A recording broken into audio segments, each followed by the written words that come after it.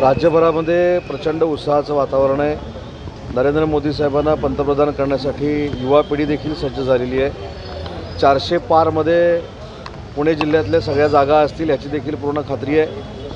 आज कोकणातली जागा देखील महायुतीचा फॉर्म भरून मी या ठिकाणी आलेलो आहे। ही जागा देखील फार मोठ्या फरकानं आपण जिंकू।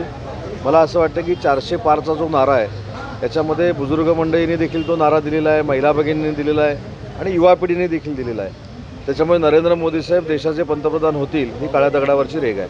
मला असं वाटतं की भाजपाचे महाराष्ट्रातले सर्व आदरणीय उपमुख्यमंत्री देवेंद्रजी ज्यावेळी कल्याण डोंबिवलीची स्वतःहून जागा जाहीर करतात ते कुठं अडचण आहे असं मला वाटत नाही।